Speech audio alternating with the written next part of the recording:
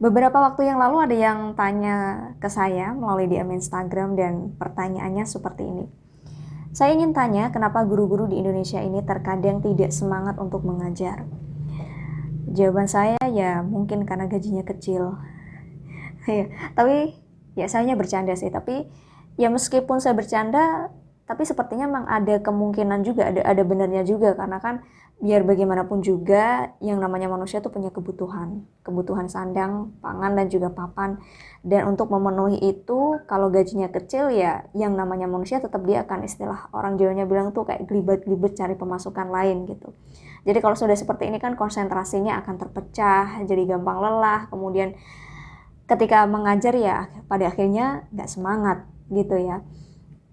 Nah kemudian kalau saya jawab gini akan ada yang menimpal ini ya, kalau gitu berarti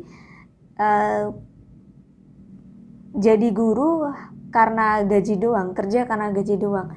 Bukannya guru itu pahlawan tanpa tanda jasa ya. Ya itu kan idealisme lama gitu ya. Kenyataannya sekarang kan sudah berbeda.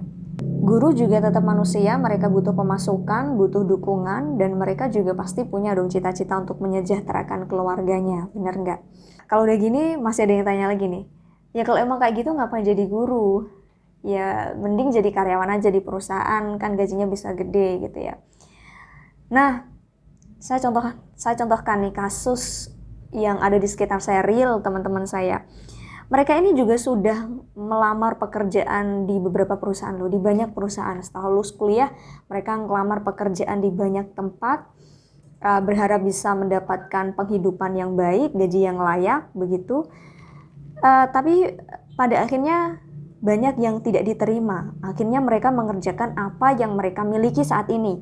Nah, satu-satunya yang mereka miliki saat itu adalah ijazah pendidikan. Ya sudah jadi guru saja gitu untuk mengisi waktu luang dan lumayan untuk ngisi dompet dikit-dikit gitu kan ya. Nah, kalau sudah seperti itu kan mereka tujuannya sudah berbeda tuh. Mereka ngajar hanya karena keterpaksaan. Mereka ngajar karena kondisi yang memaksa mereka untuk melakukan hal itu. Nah, kalau hal ini diruntut, sebenarnya penyebab utamanya itu bukan hanya sekedar gaji kecil, tapi lebih dari itu.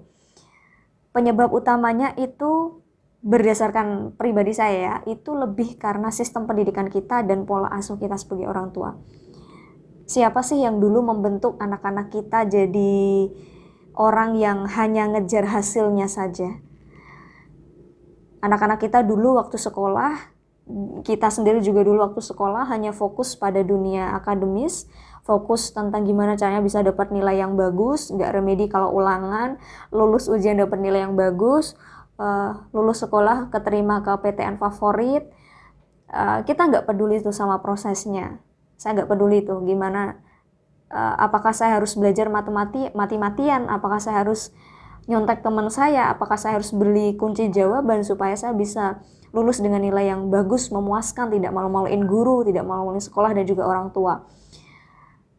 Siapa yang membentuk anak-anak kita punya pemikiran yang seperti ini, punya tindakan yang seperti ini? Siapa yang membentuk anak-anak kita itu jadi anak-anak yang materialistis, jadi anak-anak yang tidak tahan banting, jadi anak-anak yang emosional, yang emosinya tuh meluap-luap gitu, bukan emosi yang positif tapi emosi yang negatif. Siapa yang membentuk mereka jadi seperti itu? Kan kita sendiri sebagai orang tua dan juga sistem pendidikan yang membentuk kita seperti itu. Jadi tidak salah kalau guru mengajar tidak semangat karena gajinya kecil. Karena memang ya orang mengeluh di zaman sekarang karena gajinya kecil itu hal yang wajar karena kebutuhannya sudah berbeda dengan kebutuhan di masa lalu. Dan tidak hanya itu saja, dulu waktu sekolah kita itu nggak punya waktu untuk mengenal diri kita sendiri, apa yang sebenarnya kita suka. Kita tidak punya waktu untuk mendalami apa yang kita suka. Kita tidak diajari tentang macam-macam profesi, kita tidak distimulasi tentang gimana cara menjemput rezeki, gimana cara menggali potensi terbaik dalam diri kita. Kita hanya ngikutin alur yang sudah terbentuk oleh sistem pendidikan itu tadi, yaitu sekolah, dapat nilai bagus, lulus, kuliah, dapat kerjaan gitu. Atau jangan-jangan memang sistem pendidikan kita tuh dibuat seperti itu supaya anak-anaknya jadi standar semua gitu kualitasnya, ya nggak sih? Jadi mereka tidak dikasih waktu untuk mengenal dirinya, untuk mengenal potensi terbaik dalam dirinya. Mereka tidak dikasih waktu untuk itu, disibukkan dengan hafalan, dengan dunia akademis, dengan PR, ulangan. Mereka tidak dibikin bahagia dengan proses itu, tapi mereka dikejar-kejar harus bisa mencapai standar tertentu gitu. Nah, pada akhirnya setelah lulus kita punya kualitas yang standar semua, dan ketika kita mengelamar pekerjaan, ya perusahaan akan memandang semua orang, semua sarjana standarnya sama saja gitu. Jadi pada akhirnya ketersediaan sumber daya manusia itu membludak tapi tidak memenuhi pasar. Banyak di antara kita yang pada akhirnya tidak tahu apa yang sebenarnya kita bisa. Akhirnya hidup kita biasa-biasa saja. Daya juang kita rendah, kemudian kita malas-malesan, hidup apa adanya.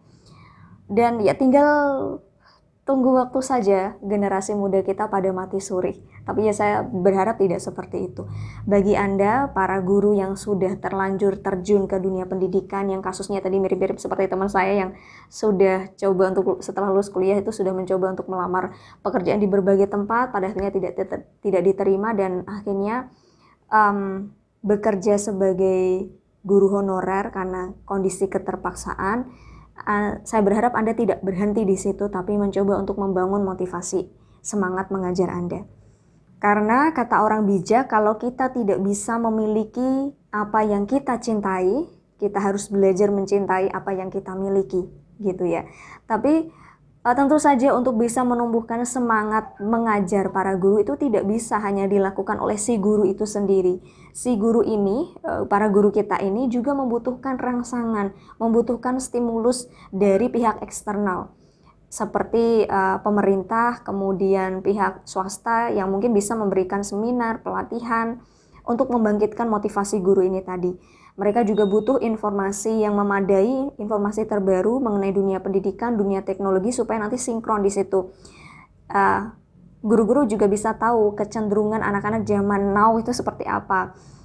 Biar mereka nggak sekedar ngajar secara konvensional, ceramah, seperti itu ya, menyampaikan materi, memindahkan buku ke dalam bentuk tulisan, tidak hanya seperti itu, karena memang sekarang kan informasi sangat mudah didapatkan. Anak-anak itu tinggal buka Google, tinggal buka YouTube, mengetikkan bla bla bla adalah, itu semua informasi akan muncul. Jadi kalau kita sebagai guru hanya sekedar menyampaikan informasi saja, maka kita tidak akan bisa menjadi guru yang sebenarnya, guru yang mengedukasi tapi hanya menyampaikan materi.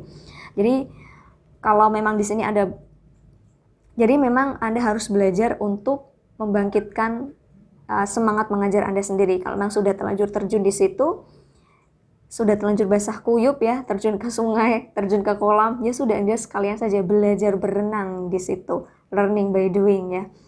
Dan kalau memang ada tergabung dalam instansi tertentu, Anda bisa mengundang saya secara khusus untuk memberikan materi seminar atau pelatihan untuk membangkitkan motivasi guru, membangkitkan motivasi mengajar para guru.